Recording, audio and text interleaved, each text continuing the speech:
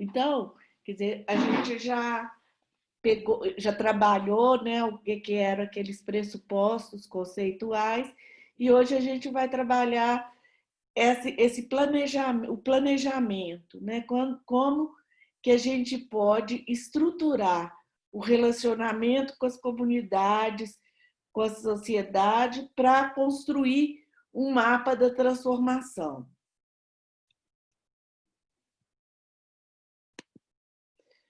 Nós vamos falar um pouquinho do que é a teoria da transformação e as 3 principais etapas: a definição do problema e da solução, a definição de estratégias e a criação de métricas e indicadores. Uma coisa que eu quero contar para vocês, que é um segredo, é que nos encontros corporativos, nos encontros de empresas, na universidade, quando vou falar de planejamento, o texto mais citado e mais trabalhado não é um texto do Michael Porter, do Marshall Gans, de algum dos grandes teoristas, né, da administração e da gestão. É um texto de Alice no País das Maravilhas, um texto da literatura, em que Alice estava bem perdida naquele país confuso e atrapalhado para ela, né? E ela encontra com o gato e pergunta: pode me dizer qual caminho eu devo tomar?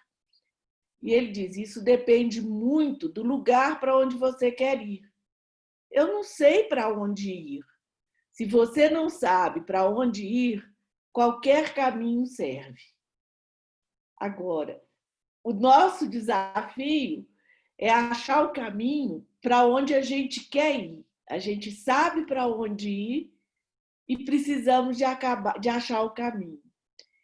Então, tudo começa com a definição do problema. Que a gente tá, um antes e um depois, uma transformação que a gente queira. Então, nós temos assim, a população da minha comunidade não costuma participar dos conselhos, que são espaços institucionais de discussão e debate das políticas públicas. Então, o que é? A situação atual, a população não participa. A transformação desejada, população comprometida e atuante nos conselhos. E depois nós temos que ver como que a gente faz, que transformações, que mudanças nós temos que fazer para sair desse lugar para o lugar que a gente quer chegar. Então, isso é uma metodologia em que o foco não é o problema. Normalmente, como que outras metodologias fazem? Elas focam no problema. Então, fazem um amplo diagnóstico. Por que as pessoas não participam? Porque o prefeito escolhe mal as pessoas que vão representar o poder público, porque o povo aqui de Nova Lima é assim. E descobrimos um monte de problemas, né, que seriam pré-requisitos para a participação. Só que quando a gente faz isso, a gente presta mais atenção nos problemas, mais atenção nas dificuldades e mais atenção naquilo que é que você coloca como um pressuposto e engessa a criatividade das pessoas na busca de solução. Então, quando a gente foca não nos problemas da situação atual, mas no que nós queremos alcançar, na mudança, isso traz uma outra situação em que a gente, de forma participativa, coletivamente, vai aprendendo, e por isso um mapa da transformação é uma metodologia que deve ser desenvolvida localmente, tem um formato, mas ele não é rígido, ele vai sendo adequado a cada situação. A vantagem é que quando você sabe para onde quer ir e está prestando atenção nisso, você consegue fazer mais com menos recursos. Porque você tem um mecanismo, você tem critérios e parâmetros para identificar o que é prioritário, o que está ligado a que transformação intermediária para chegar na transformação final que se quer, né? E você consegue, desculpa, gente, focar os esforços da equipe e o direcionamento dos recursos para aquilo que promove mais transformação. E a teoria da transformação, ela presta muita atenção também na comunicação dessa transformação, porque não pode ser uma coisa complexa, ela deve ser simples e compartilhável. Às vezes, a gente tem mapas de planejamento tão complexos, com setas em tantas direções, que quando a gente vai apresentar para a comunidade, o pessoal olha para você assim, hã? Quê? Como é que é isso? Né? Então, isso é está no espírito dessa metodologia. E tudo que foge do foco ou não contribui, esquece. Depois a gente volta nela, se for o caso. Mas valoriza muito o foco na transformação desejada, né? E, para isso, a gente vai trabalhar estratégia. E o que é estratégia? Estratégia é transformar o que eu tenho no que eu preciso para chegar onde eu quero. Então, eu não vou imaginar que eu vou fazer... Para mudar a educação no Brasil, eu preciso de professores mais bem formados. Ok, só que nós não temos professor. Então, como que a gente pensa uma transformação da educação a partir dos professores e dos recursos que nós temos? Porque os melhores professores que o Brasil tem são os professores que o Brasil tem. Os outros, não podemos contar com eles. Então, a gente parte de uma análise dos nossos recursos para ajustar com esses recursos o que eu faço. Então, esse recurso se transforma no que eu preciso. Eu sempre vou ter, a partir de um mapa da transformação, eu sempre vou ter o recurso que eu preciso, porque a minha estratégia foi construída a partir disso. E isso está muito vinculado à questão da palavra estratégia.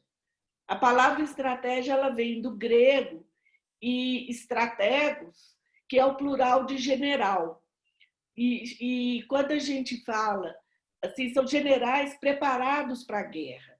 Não uma guerra violenta, mas exige coragem, flexibilidade, pragmatismo, dureza, mas também ternura, ação e otimismo. E essa palavra virou o que ela virou, né? Porque o que acontecia? O estilo grego da guerra, né?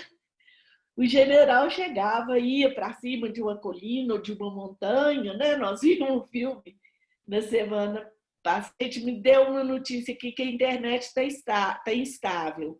Se começar a ficar ruim para vocês, me avisa. Tá tudo bem, Nízia. Então, ele chegava nesse alto e olhava o que tinha, os recursos que ele tinha, os recursos dos adversários, né? O que tinha lá, o que o terreno dizia para ele, né? Quais eram as possibilidades, para então ele pensar como posicionar as tropas de uma maneira que elas fossem mais eficazes e conseguissem o melhor resultado. Durante a guerra, esse general voltava, às vezes, né, para ajustar o plano, para ver, bom, perdemos tanto, mas eles perderam tanto, eles ganharam esse terreno, nós ganhamos aquele, para rever essa estratégia. Então, a estratégia ela tem uma visão de longo prazo, mas ela se desdobra em estratégias de curto prazo que geram resultados também. E o que são as táticas? As táticas eram a forma como ele colocava o seu exército ali. Não é que elas são menos importantes que a estratégia, mas elas são diferentes. Elas partem da estratégia para pôr essa estratégia em prática, né? Então, para você ter um bom resultado, você precisa tanto de uma boa estratégia quanto de boas táticas, né, para definir as formas como você vai colocar essa estratégia em campo. O Marshall Gans, que é um autor muito importante nessa área de mobilização, gestão de projetos, ele fala, deixa eu ver como que eu faço aqui, só para eu tirar, que uma boa estratégia é um processo criativo. Então, isso é a primeira coisa da estratégia. A gente tem que ter criatividade. Por isso que eu falei que se a gente começa fazendo um diagnóstico, mostrando tudo que tem de ruim e tudo que nos falta, a nossa criatividade fica muito comprometida. Então, a gente começa vendo tudo que a gente tem, porque é a partir daí que a gente pode criar uma estratégia interessante. É um processo contínuo de aprender, porque a gente tem horas que vai fazer coisa que vai dar certo, coisas que não deram tão certo. Como que a gente se adapta às circunstâncias do certo e do errado e do porquê? E é o resultado de insumos de pessoas com experiência diversificada. Então, ela não pode ser obra de uma pessoa, mas ela é construída a partir das contribuições de pessoas que aprenderam com as situações, mas que principalmente aprenderam que há mais de uma maneira de olhar as coisas. Então, esse é um conceito de estratégia, vamos dizer assim, que se de um lado compartilha a responsabilidade. E quando a gente compartilha a responsabilidade de um processo de transformação, mais gente se compromete com esse processo. E deixa de ser uma responsabilidade exclusiva de um líder carismático para ser um trabalho composto de várias tarefas com diversas pessoas. Se a gente precisar de um líder carismático para cada transformação social que a gente precisa fazer, nós estamos pedindo, porque eles são poucos. E eu trouxe, então, aqui, para a gente não esquecer disso, esse poema do Yehuda Amichai. Yehuda Amichai é um poeta israelense. E eu amo esse poema porque ele fala assim: no lugar em que temos razão, jamais crescerão flores na primavera. O lugar em que temos razão está pisoteado e duro como um pátio. Mas dúvidas e amores escavam o mundo como uma topeira, como a lavradura. E um sussurro será ouvido no lugar onde houve uma casa que foi destruída. E aqui é importante a gente ver, né? Vai ser só um sussurro. Não vai ser uma conversa, não vai ser um diálogo, não vai ser um grito de revolta capaz de acordar as pessoas. A gente fica só com um sussurro. Então, liderar um processo de transformação exige a gente abrir mão das nossas certezas e nos abrir para a contribuição dos outros e para a participação de todos. O terceiro passo seria definir as métricas e ir reavaliando a mudança. Isso a gente vai trabalhar mais no encontro aí para frente, no 5º encontro, se não me engano, mas a gente tem que entender que existe essa etapa, né? Então, primeiro, a gente define onde que nós estamos e para onde que nós queremos ir. Em segundo lugar, nós vamos definir estratégias para essa trajetória. E, em terceiro lugar, a gente precisa saber se nós estamos avançando, se as coisas estão andando. E eu queria apresentar para vocês esse trabalho do qual eu participei, que foi o projeto legado do Instituto CIA, onde a gente construiu um mapa da transformação. O contexto era o seguinte: o Instituto CIA tinha 25 anos de Brasil e a CIA era muito descentralizada. Cada CIA é a loja de roupa mesmo.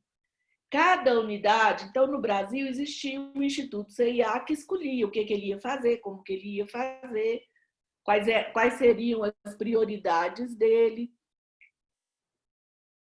E aí o México também escolhia, a Índia escolhia, a Holanda, que é a sede da empresa, escolhia outras coisas.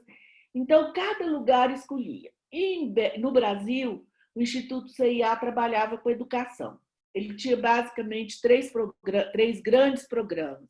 Um que chamava Prazer em Ler, que era de incentivo à leitura, o outro que era Primeira Infância, que era educação da primeira infância, e agora vocês vão me desculpar, mas eu esqueci o terceiro. Mas que também estava ligado à questão da educação. Só que sumiu aqui para mim. E aí houve uma decisão de uma integração. Então, eles resolveram criar uma fundação, que seria a Fundação CIA, a qual estavam vinculados todos os institutos, fundações, tudo que tinha descentralizado, começar a integrar para trabalhar numa linha do mundo da moda. Então, passou a ser combate ao trabalho infantil, combate ao trabalho escravo, promoção do algodão orgânico e economia circular. E ele ia sair, acabar com todos os investimentos na área de educação. No mundo corporativo de investimento social, é muito comum, quando você tem os projetos, tem um prazo de execução e você avisa, ó, a partir do próximo ano, acabou. Não vamos mais patrocinar, não vamos mais apoiar. Mas o Instituto CIA optou por dar um prazo de 3 anos para a gente sair, para sair do coisa da educação e fazer um projeto, e ter um projeto, então, de descontinuidade. Definir um valor em dinheiro, que seria mantido por 3 anos, e a gente, então, criou o projeto Legado. Nós tínhamos 3 anos para organizar tudo que foi produzido, todos os impactos gerados, tudo do Instituto CIA, com foco na educação, para o Instituto CIA sair. E a gente fez esse mapa da transformação. Tá? Então, de onde que a gente partiu? Qual era o desafio, né? O problema que a gente tinha? O Instituto CIA ia sair. E ele gostaria que, quando ele saísse, que esses desafios, que as conquistas estivessem consolidadas e os resultados alcançados estivessem fortalecidos. Que esses projetos que foram apoiados, as iniciativas apoiadas pelo Instituto CIA continuassem. E que a sociedade conhecesse e reconhecesse essas conquistas para que o Instituto levasse para a nova agenda um capital social de legitimidade, de relacionamentos, de imagem para as novas ações, para não começar do zero. Então, o que a gente definiu aqui? Qual era o capital aqui, né, que a gente já tinha? Era uma crença, era um conjunto de crenças de que o Instituto CIA construiu um capital social relevante que pode ser útil nos novos campos de educação, de atuação. Por exemplo, a questão da educação infantil e o combate do trabalho infantil.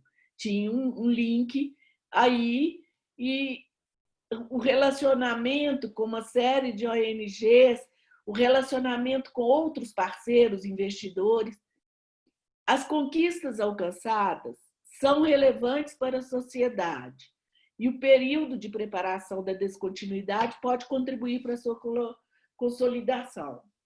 E uma crença mais vamos dizer, profunda, menos circunstancial, é de que trabalhar em rede é mais sustentável e fortalece o campo. Então, a partir dessas crenças e visando responder a esses desafios, a essa transformação, a gente criou estratégias. Mas a gente precisava de ver o que dentro do cenário, coisas que também impactavam essa estratégia. Uma das coisas é que a gente estava fazendo esse projeto enquanto lá na Holanda eles estavam discutindo como é que ia ser o trabalho. Então, volta e meia, tínhamos mudança. O momento era um momento de retração de investimentos sociais, privados e públicos. Então, você tinha uma crise financeira e você tinha um governo se retirando, né? Isso aconteceu no governo Temer, em que as questões sociais estavam sendo esvaziadas também em função de falta de recursos. E mudanças no contexto político que colocavam em risco algumas das conquistas. Como, por exemplo, uma coisa que estava acontecendo era o Plano Nacional do Livre Leitura, que ficou meio parado enquanto o Congresso estava se debatendo com outras questões. Então, a gente definiu 3 estratégias. Só 3, e mesmo assim eu acho que já é muito. Quando a gente faz uma coisa, a macroestratégia, ela pode ser ela pode ser 1, 2, até 3, mais de 3 é muito. A gente estava lidando com um legado de 25 anos e com um tema que estava desdobrado em 3 áreas, né? Então, era aceitável 3 linhas de estratégia. A primeira era fortalecer os parceiros estruturando processos de transição dos projetos. Era a estratégia. Como que a gente ia fazer isso? As táticas. Investimento em formação. Então, por exemplo, para o pessoal que estava trabalhando com esses planos, plano nacional, plano estadual e plano municipal de livre leitura, a gente ofereceu uma capacitação em influência em políticas públicas. Então, entender como é que é o orçamento, como que ele é discutido, para identificar os momentos em que você poderia atuar para influenciar essas políticas. Uma outra formação que a gente fez foi o plano de sustentabilidade, entendendo assim, o que traz sustentabilidade para uma organização social, quais são as dimensões, o que isso significa. E fizemos essa formação do plano de sustentabilidade também. Mas também fortalecer as alianças e redes. Então, existe a RNPI, que é a Rede Nacional da Primeira Infância. Então, vamos fortalecer a Rede Nacional da Primeira Infância para que ela realmente consiga articular investidores e projetos que atuam na primeira infância, como o Instituto CIA atuava. A RNPI já existia, então foi um fortalecimento. No caso da leitura, não existia. Então, a gente investiu no GIF, para que o GIF, que é o grupo de instituições, fundações empresariais, né, dos investidores privados, criou-se a Lectis, leitura e escrita de qualidade para todos. Esse grupo é formado por todos os investidores que aportam recursos em leitura e lideranças de projetos que atuam em leitura escrita. Então, o Instituto CIA, através do projeto Legado, colocou dinheiro no GIF, foi feita uma pesquisa, foram feitas uma estrutura e hoje a LECT é, vamos dizer, o grande articulador dos investidores e das ONGs que atuam nessa área. E a gente tinha, então, essa coisa de que uma rede, se você está sozinho, e a gente viu isso na aula passada, no nosso encontro passado, né? E que quanto mais você tem articulações, mais protegido você está e mais comprometido também. Então, essa ideia é que fez a gente estruturar e fortalecer alianças e redes que contribuem tanto para o fortalecimento de cada uma das iniciativas, como para o fortalecimento da agenda, porque a gente não queria que a saída do Instituto CIA impactasse a agenda de educação. E uma terceira estratégia que a gente achava importante como legado e como fator de legitimidade, de valorização das iniciativas, foi a sistematização e disseminação das aprendizagens. Então, entendendo as aprendizagens dos projetos como legado para todo mundo e interna e externamente, como legado para organizações parceiras, aí incluído ONGs e outros investidores, e internamente para os processos que começariam. Então, a gente fez uma nova parceria com o GIF, e existe lá no GIF uma área chamada Sinapse, que é onde estão os conhecimentos, publicações, tudo isso. E tem lá uma coisa que chama Coleção CIA, onde está tudo que o Instituto CIA produziu ao longo dos anos. Então, lá tem tem todos os modelos que foram utilizados para seleção de projetos numa chamada pública, tem as avaliações. Então, alguém que for começar um investimento, por exemplo, em educação infantil, lá tem o registro de todos os projetos feitos, com avaliação mostrando se foi bom, se foi ruim, quais foram os resultados alcançados. Então, essas 3 estratégias foram as prioridades, estruturaram todo o processo, né, para gerar, então, o compromisso das organizações parceiras com a continuidade dos processos de transformação iniciados com o apoio do Instituto CIA e a manutenção da reputação e do capital social construído pelo Instituto CIA. Esses eram os 2 resultados que a gente queria alcançar. E, para isso, a gente fez algumas pesquisas, porque a gente definiu os chamados KPIs, né, que é, ai meu Deus, os indicadores principais, né, um indicador... Key Performance Indicator. Key Performance Indicator, né? Indicadores-chave de performance, de desempenho, né? Para nós, era a existência de um plano estratégico de sustentabilidade para todas as organizações.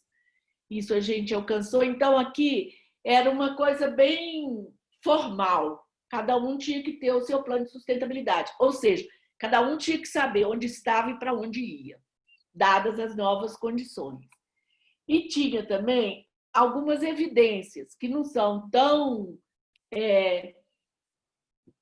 fáceis, né? Então, a gente trabalhou com pesquisa, ter uma transição bem avaliada pelos stakeholders, né? As equipes, parceiros, públicos-chave, e o legado reconhecido por eles. Então, a gente contratou 2 pesquisas para avaliar isso. Então, como vocês veem, em uma página, eu contei toda a história da transição de 25 anos e o que orientou um trabalho de 3 anos. Né?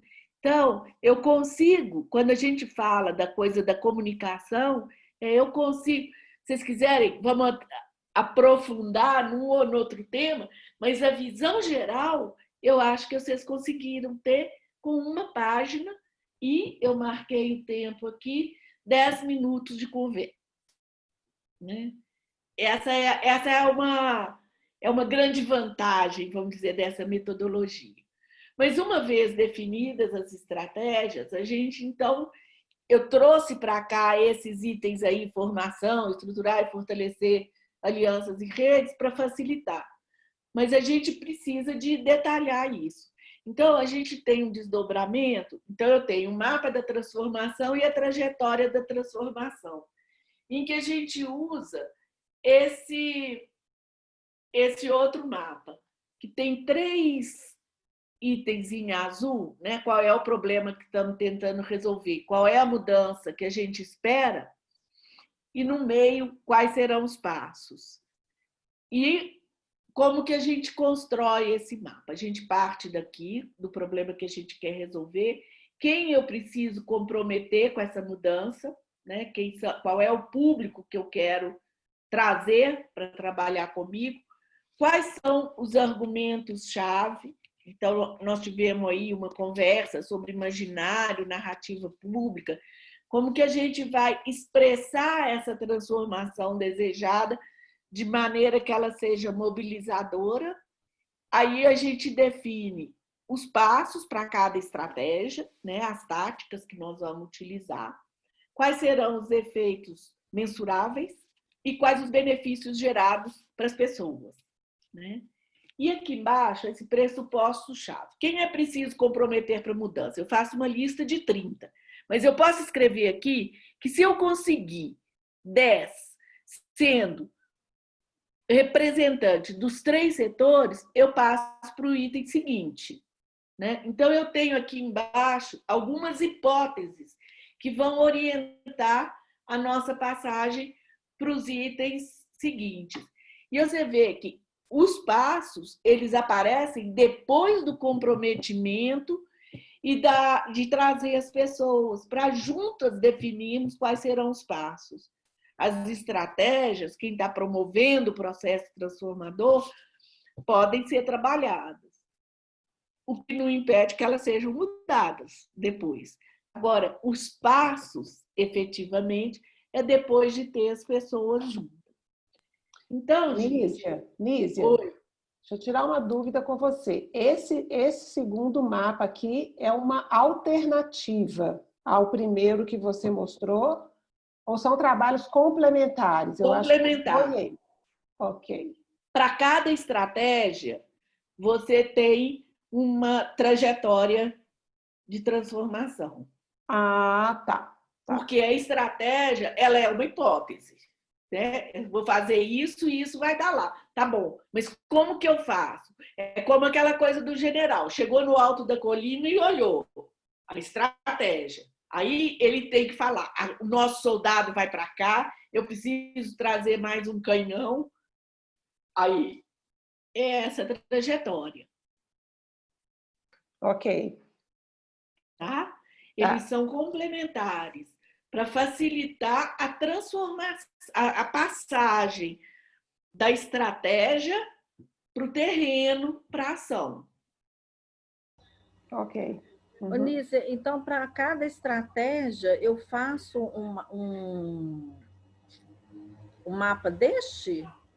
Você pode fazer ou não, depende. Por exemplo, quando você vem aqui no meu mapinha, aqui de sistematizar e disseminar as aprendizagens, eu precisava mobilizar, fazer uma parceria com uma plataforma onde eu colocasse o conhecimento disponível para todos e que fosse uma plataforma que fosse continuar, porque não podia ser uma plataforma do Instituto, porque não ia continuar. Eu precisava de mobilizar, eu tinha uma coisa que era levantar os documentos, organizar os documentos, cadastrar e disponibilizar. Eram 4 fases, né? 4 passos que eu tinha que dar.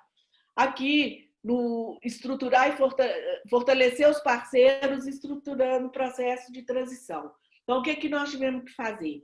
Reuniões com os parceiros, fizemos um mapa da sustentabilidade de cada um, identificamos onde que estavam as fragilidades e desenhamos juntos um programa de formação.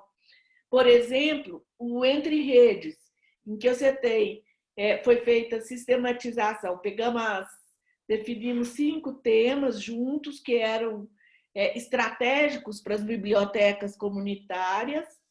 Cada biblioteca se autoavaliou naqueles temas e falou que tema que ela acha que ela podia ajudar outro.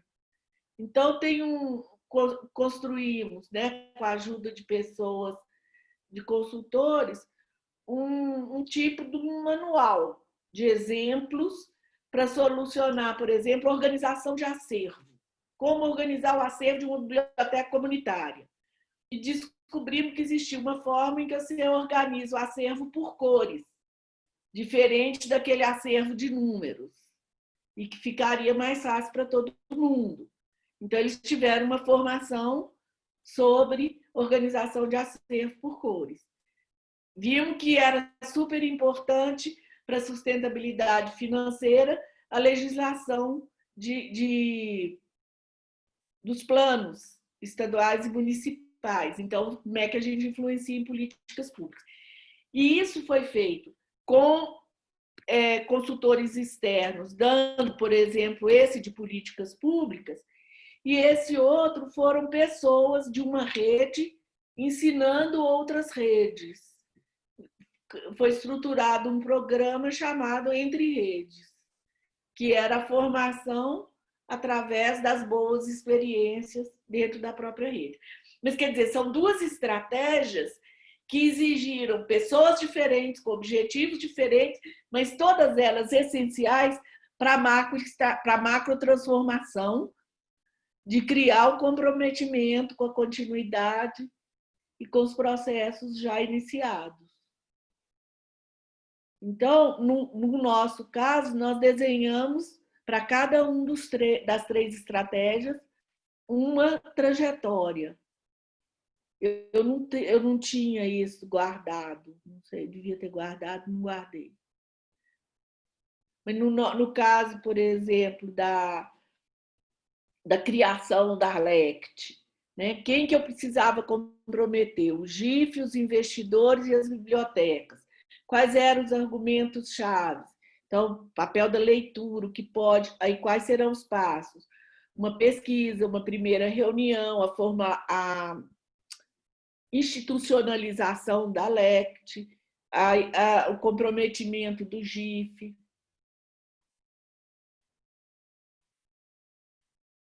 Tá claro, gente? Oi? Alô? Oi, estamos aqui. Oi, tá tudo certo. A ideia, o formato, gente, eu trouxe esses formatos porque foram uns que eu trabalhei que eu achei que foram bons. Mas se vocês olharem na internet, tem um monte de mapa da transformação com outros formatos. O importante é o seguinte, a gente parte da transformação e do que nós temos para construir a trajetória, essa trajetória de transformação.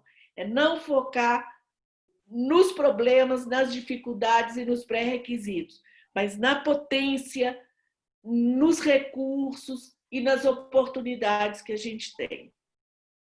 Essa é a grande diferença do mapa da transformação em relação à forma tradicional do marco lógico, de uma série de outras metodologias que são menos mobilizadoras na medida em que você começa pelas dificuldades. Aqui a gente começa pelo sonho. A gente começa pelo que a gente quer, pelo nosso desejo. Né? Imagina uma educação de qualidade para todos. Como que seria isso? Vamos descrever isso. Então, é assim que você traz as pessoas pela razão e pela paixão, como a gente falou. Por isso que ele é uma metodologia de planejamento mais robusta para essa nossa linha de trabalho de liderança para a transformação. Ok? Como que nesse case que você traz, como é que vocês construíram o processo? Foram workshops, assim, para trazer as pessoas para discutir e contribuir? Foram workshops. Eu era facilitadora, as pessoas do Instituto CIA participavam e tinham um papel de coordenação também, né? E a gente chamava todos os parceiros.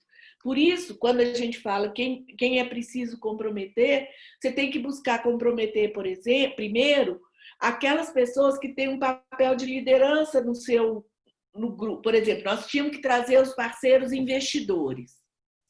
Então, quem é que organiza os parceiros investidores? O GIF.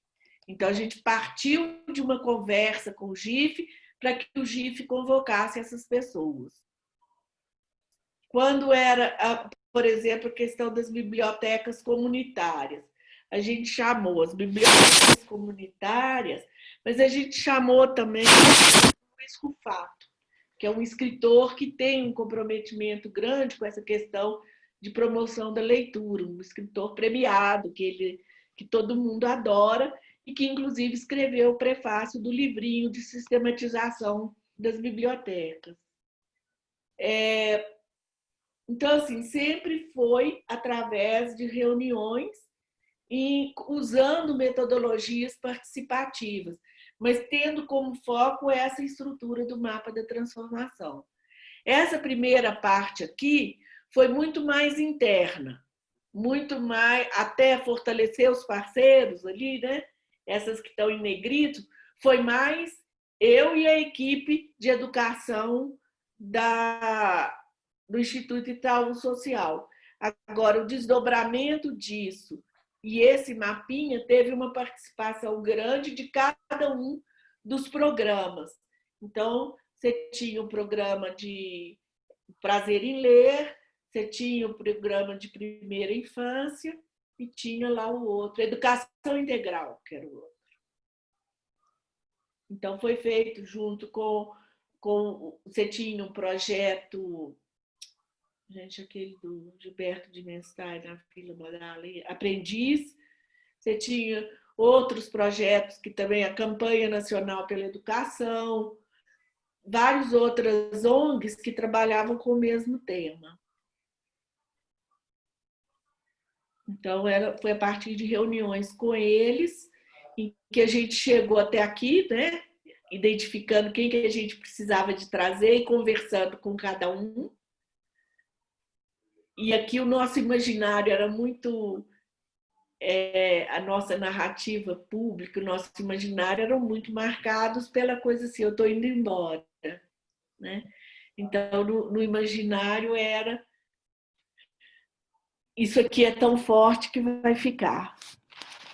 E tá, se vocês quiserem, porque uma das coisas que foi criada, no caso das redes de biblioteca, elas já estavam organizadas em redes estaduais, redes locais, né? Pegavam várias bibliotecas. Aqui, por exemplo, Belo Horizonte, tinha uma biblioteca de Sabará, a borrachoteca, que é numa borracharia, tinha uma lá no bairro Arão Reis, em Betim, a da Missão Ramakrishna, né, que é comunitária também. Tem 5 bibliotecas comunitárias aqui de Minas Gerais, que já estavam atuando as 5 juntas. Aí a gente investiu na criação da Rede Nacional de Bibliotecas Comunitárias, RNBC. Se vocês quiserem, dá uma olhada na internet, eles têm um site muito bacana que explica tudo e conta a história.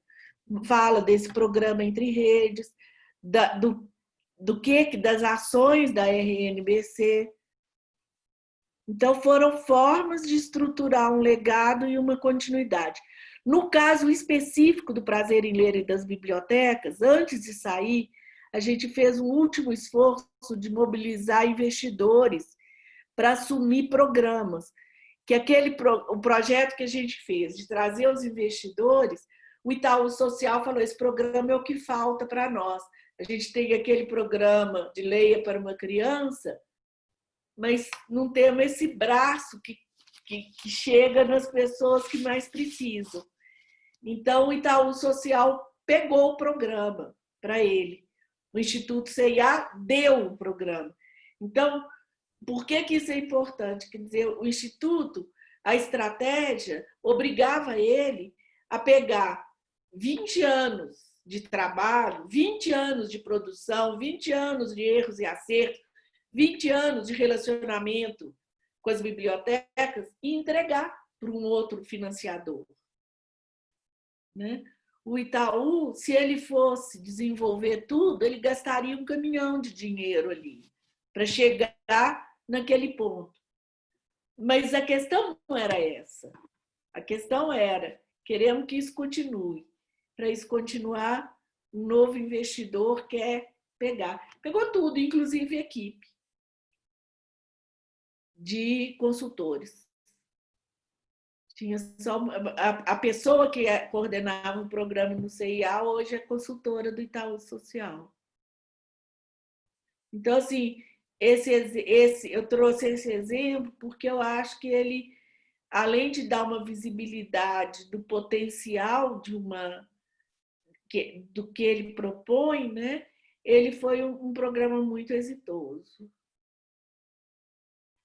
O projeto Legado foi considerado um caso de sucesso, foi formatado, acho que vai ser publicado agora na revista de Stanford.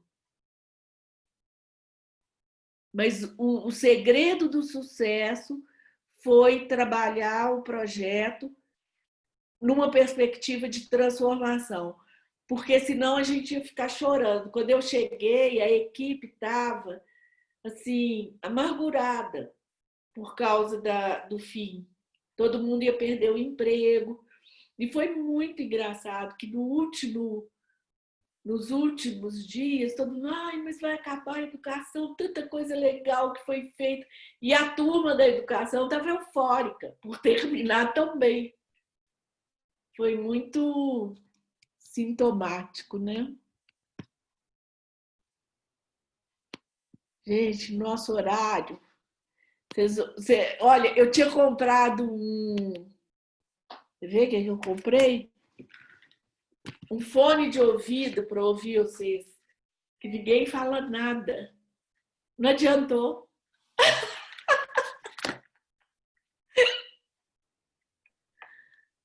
Agora, 5 minutinhos. Vocês acham que isso faz sentido para as transformações e para os trabalhos com os quais vocês estão comprometidas? Faz.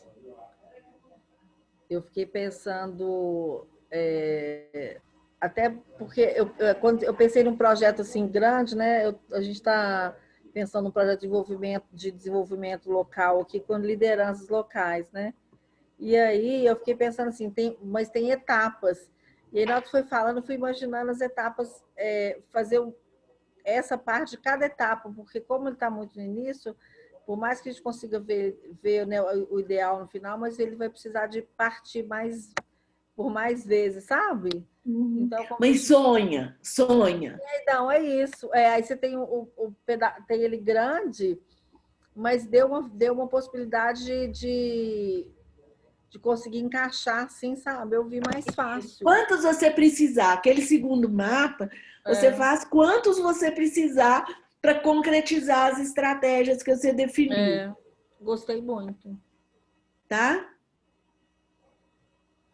Obrigada. Ok, gente? Parece Isso, eu também achei muito interessante, viu?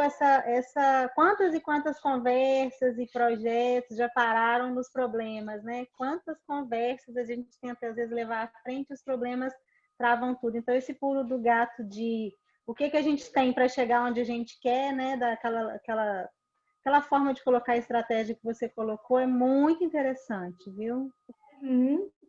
É uma coisa simples, mas é muito transformadora.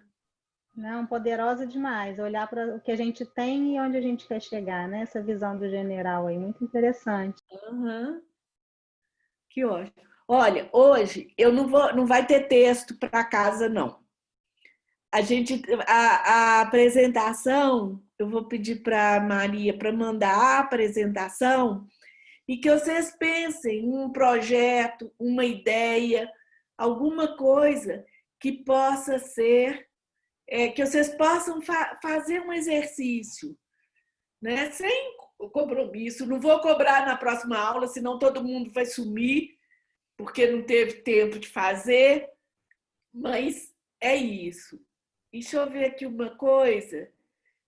Para quem não está diretamente vinculado a um projeto, deixa eu ver se eu consigo. Acho que eu consigo. Abrir um que eu quero mostrar para vocês. Onísia, Eliane, no Dragon Dream, né? No Oasis, fala muito dessa questão da gente olhar, né, para o que tem, né?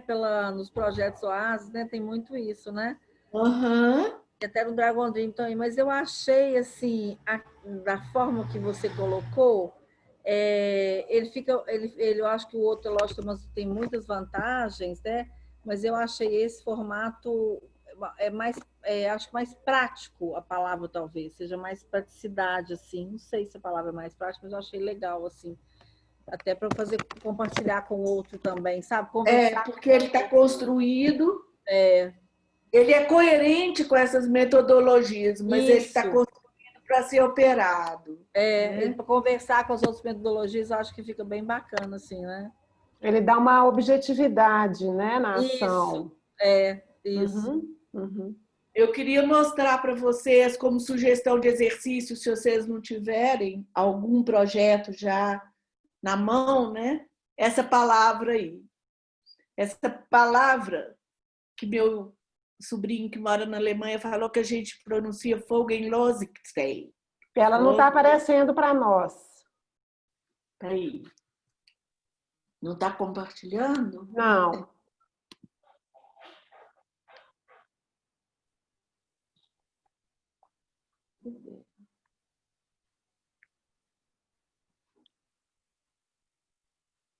É aquele conteúdo da última aula, né? Eu lembro que sobraram 2 slides que você falou que você queria mostrar uma palavra para nós. Ele está aberto aqui. Você não está com o outro conteúdo aberto também, não? Não sei se Pois é, muda estou alguma coisa. fechando agora. Vamos ver se vai.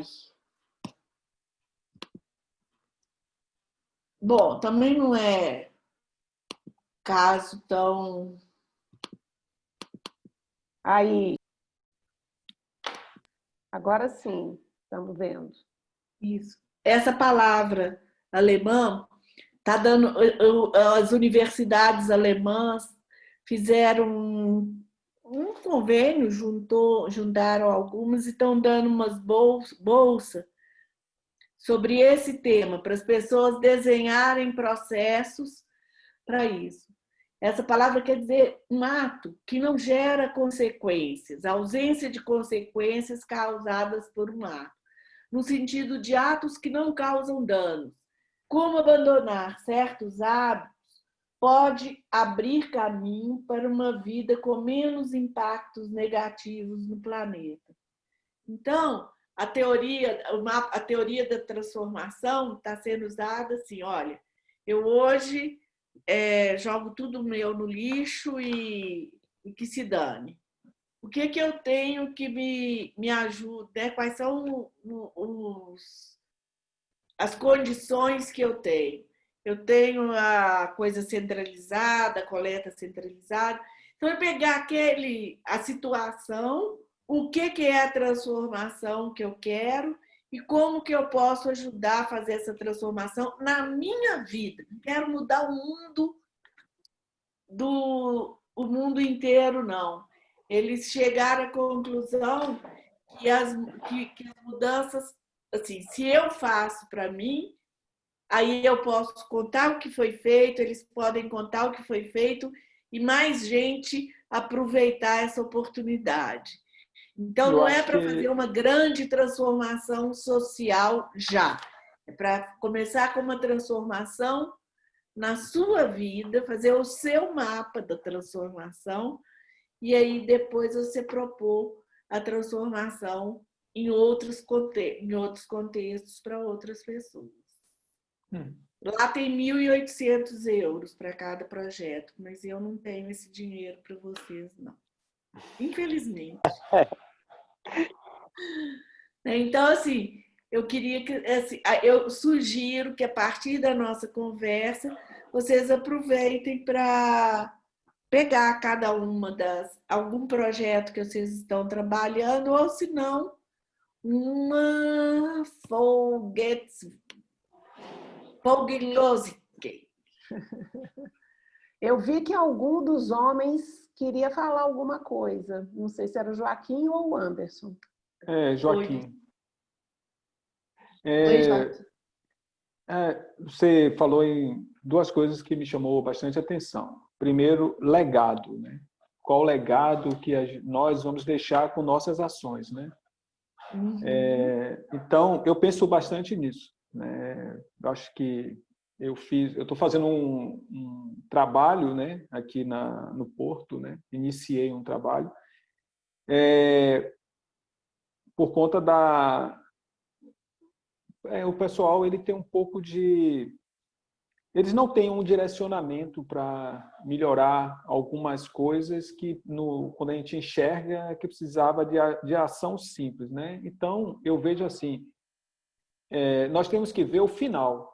O legado é o final. Lá no final, o que é que eu vou deixar? Onde eu quero chegar? O meu fim, né? Porque geralmente a pessoa pensa agora eu preciso de investimento, eu preciso que pessoas me deem um apoio, né? E quando você não tem apoio, você não tem investimento, você não tem nada. Então, você vai ter que partir do zero, como aquele empreendedor, e aí você desenvolver algo, né? Aqui como eu tenho um computador e tenho assim, um monte de ideias, eu desenhei um projeto, né? E defini ele como um projeto Elos, né? Já consegui convencer o gerente do Porto que o negócio é bom. E para que unisse tanto a parte ambiental, a parte social, né? E as empresas que são operadoras aqui do Porto, né? Inclusive a empresa que eu trabalho, elas começarem a entender que elas também têm que deixar um legado aqui dentro. Então, esse projeto Elos, dentro disso, eu fiz um script, né, de um inglês fonético. Por quê? O que você tocou. Aonde eu quero chegar? Porque se você me botar no inglês técnico e me dar alguns documentos, eu consigo fazer a tradução, eu faço tradução, faço tudo isso porque foi uma habilidade que eu desenvolvi para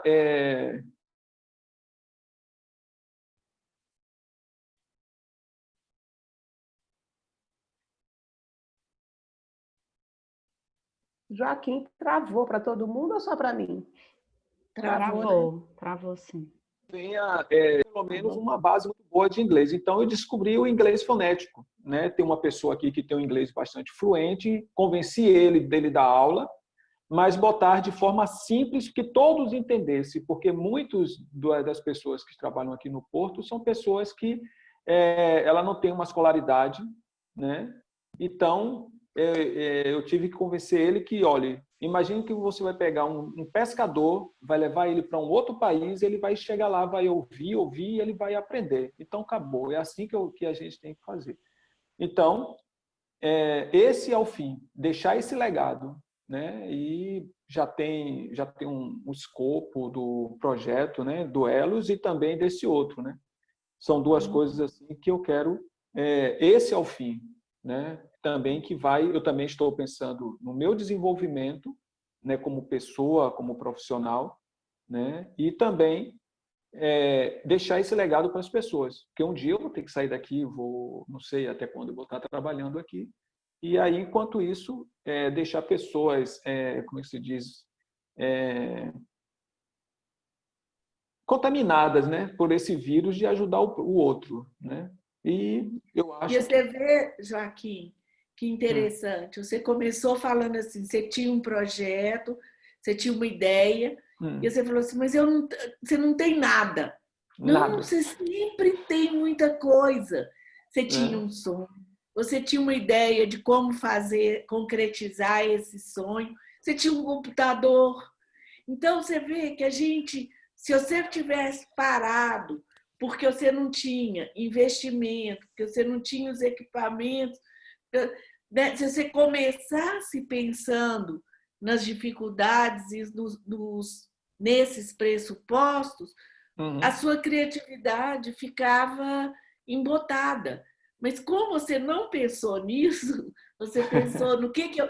Bom, e aí, o que eu tenho? Eu tenho uma pessoa que sabe falar inglês. Eu tenho as pessoas aqui que confiam em mim, que topam vir fazer isso. Então, isso é um exemplo, e foi assim que essa metodologia foi desenvolvida. Foi olhando para experiências que davam certo, o que acontece, o que elas tinham em comum, analisando experiências que deram errado, analisando experiências que deram certo. O que dá certo? O que dá certo é pensar no que a gente tem para fazer o que a gente precisa, transformar isso no que a gente precisa para fazer o que a gente sonha. É como você falou, né? Tem aqui os trabalhos, eu botei aqui como trabalho complementar, né? Eu deixei uma atenção, né? Estratégia definida eu já tenho, já estou aplicando ela, né? Segundo, implantação em campo. Então, depois eu vou ter que medir quantas pessoas tem, qual o nível dele hoje, o nível daqui a um mês, daqui a 2 meses, definir métricas, ou seja, como eu vou medir isso, para que depois de um período de 6 meses ou 1 ano, né, eu pretendo fazer uma avaliação com 6 meses ou 1 ano, né, se ainda eu estiver aqui no Porto, né, e para que eles, eu possa dizer, ó, quando essa equipe entrou aqui, eles tinham um nível X e hoje ele tem um nível Y e você pode avaliar. E uma né? coisa, Então, acrescenta um outro ponto na sua avaliação. Ele tinha um nível X, hoje ele tem um nível Y, e por isso ele pode fazer isso, isso e isso que ele não podia antes. Então, você vai avaliar a execução, quer dizer, nós falamos que íamos fazer e fizemos, ele aprendeu e isso fez diferença. Então, avaliar não só o resultado, mas o impacto desse resultado na vida daquela pessoa. Porque a estratégia, ela se legitima pelo impacto. Né? A transformação que a gente quer é o impacto que responde. Ok? Porque eu vi aqui que eles conseguem se comunicar com a tripulação, né? De um jeito dele bastante próprio, gestos e tudo, né? Aí eu comecei a observar, eu disse, chamei um deles, vem cá, como você consegue? Não, é assim, aí eu fui aprendendo, né? Depois um me disse, não, eu tenho um smartphone, quando eu quero falar com ele, o ser humano ele desenvolve estratégias para ele compensar, né? Tem 2 coisas, inteligência e sabedoria. Inteligência, quando você é muito cheio e achar que você tem muito inteligente, você dificulta muitas coisas, porque eu sou muito isso. Mas a sabedoria faz você pegar uma coisa difícil e tomar medidas fáceis ou simples para que você resolva aquilo. Aí, então, quando um deles me falou, eu faço assim, eu disse, então eu vou observar como é que você faz. Então, ele faz, digita o que ele quer falar no tradutor de texto e mostra para a tripulação.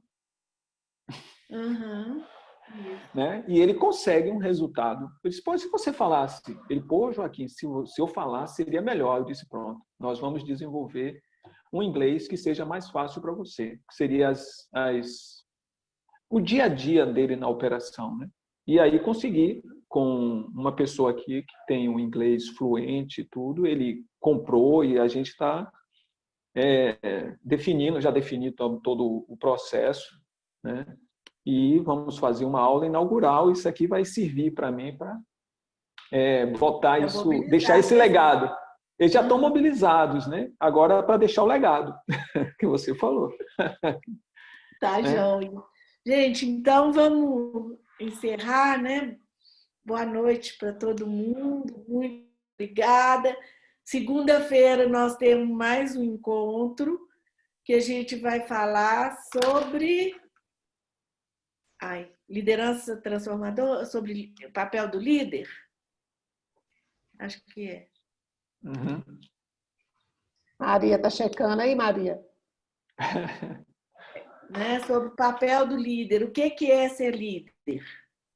Né, num processo de transformação social dentro dessa linha que a gente está trabalhando. Ok? Enquanto isso, Eu fiquei preocupada com o sumiço das pessoas da aula passada, porque elas falaram que foi ótimo e não voltaram. Se elas não tivessem prestado atenção e tivessem falado que foi muito chato, aí tudo Não, bem. ó, Mas o elas Anderson voltou. gostaram e não vieram. Ó, aqui, ó, olhando o positivo. Anderson e Maristela são da aula passada e estão aqui. Isso. Voltei também, Graziela aqui. Ah, é, a Grazi também. A Tereza foi do primeiro encontro, Isso. voltou hoje. Agora, como hoje não tem o texto, tá? Se vocês acharem interessante conversar com as pessoas, a gente começar mais cedo e eu fazer uma retrospectiva para as que não puderam vir hoje, eu posso fazer isso. Sabe o que está complicado, Nízia? É que as pessoas se inscrevem, mas na hora H elas não aparecem. Porque, por exemplo, teve encontro desses aí para trás que a gente teve 40 inscritos. Eu acho que nós estamos... Eu fiquei aqui hoje fazendo a reflexão, eu acho que a gente está vivendo a história da infodemia mesmo. Sabe? A overdose eu só de quero conteúdo, deixar a né? oportunidade para se vocês acharem que às vezes aconteceu uma outra atividade nesse mesmo horário, a Mara, por exemplo, que estava toda animadinha. A Letícia também, né? Elas estavam ótimas. A Letícia Joane também, Joane. Então, eu acho que se elas quiserem, aí eu estou me colocando à disposição para, se elas quiserem, aí a Maria que pode olhar, a gente começa meia hora antes com essa turma e começa às 5h30 no horário normal com quem está aqui hoje. Ok. Gente, eu prezo muito as pessoas assim que estão, porque eu fico, gente, cadê? Pelo amor de Deus, não me abandona. Eu quero só registrar. E eu sei, de vocês se não vierem na segunda-feira. E eu fico. A gente tem 55 inscrições. Pois é, tem alguma coisa que a gente precisa mobilizar essas pessoas. Eu queria fazer uma sugestão aqui. Olhe, vocês estão focando nos problemas. Muito bem. Não foque os problemas.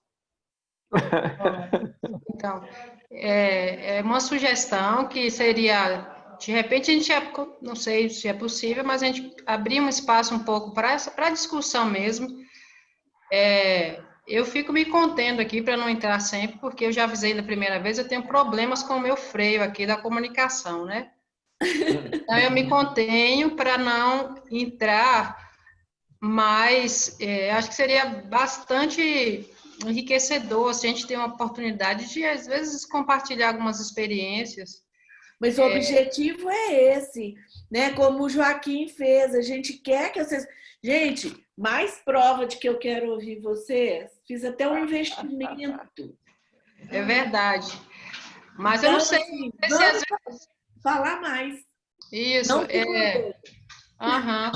se dedica depois da sua fala, né, depois da sua explanação para isso, ou um dia só para isso. Eu sei que tem problemas com horário, eu, por exemplo, até às 5, eu preciso estar cumprindo a minha carga horária de trabalho e não conseguiria, por exemplo, chegar mais cedo que isso.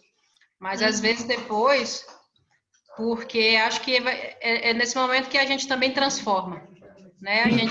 Eu já tive a oportunidade de viver algumas outras metodologias aí, como mapa social, árvore do sonho, e outras, a própria teoria das necessidades e outras coisas que a gente vem adequando aí nesse caminhar, e eu vi ela falar com esse método que eu não conhecia, uma nova abertura, e a gente já fica pensando de como que pode trançar algumas coisas assim, ou às vezes discutir um ponto específico.